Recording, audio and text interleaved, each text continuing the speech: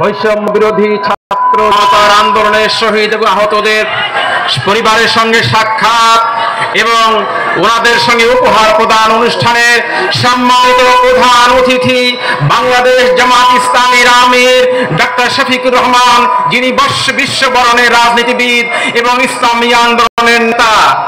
প্রিয় ভাই এবং বন্ধুগণ, গাজীপুর জেলা এবং মহানগরীর সম্মানিত সুধীবৃন্দ, আজকের এই প্রোগ্রামে এসেছেন। আমি মহানগরীর পক্ষ থেকে আপনাদেরকে অভিনন্দন এবং কৃতজ্ঞতা জানাচ্ছি। আমি বলতে চাই, বাংলাদেশ স্বাধীন হয়েছে ৭১ সালে, সেই স্বাধীনতার সুফল জমান ভোগ করতে পারে নাই। যারা দেশ শাসন করেছে তারা দেশের মানুষের অধিকার বঞ্চিত করেছে। হত্যা, গুম, নির্যাতনের মাধ্যমে তারা দেশকে এক অন্ধকার পুরীতে পরিণত করেছিল। আয়না ঘরের মতো তারা ঘর তৈরি করে গুমের রাজ্য তৈরি করেছিল। প্রিয় ভাই এবং বন্ধুগণ, আসুন ৫ই আগস্ট যে দ্বিতীয় বিপ্লব, দ্বিতীয় স্বাধীনতা হয়েছে, এই স্বাধীনতাকে অর্থবহ করার জন্য জাতিকে ঐক্যবদ্ধ করতে হবে।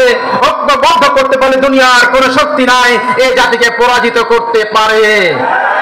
আমরা বিশ্বাস করি আমির জামাত ডক্টর শফিকুর রহমানের নেতৃত্বে আগামী দিনের যে গণজোয়ার তৈরি হয়েছে, জাতিকে ঐক্যবদ্ধ করার জন্য যিনি অক্লান্ত পরিশ্রম করছেন, আমরা বিশ্বাস করি ওনার নেতৃত্বে আগামী দিনে জাতি ঐক্যবদ্ধ হবে এবং দেশে গণতন্ত্র, ভোটাধিকার, মানবাধিকার, ন্যায়ের শাসন এবং নিরপেক্ষ বিচার ব্যবস্থা প্রতিষ্ঠিত হবে।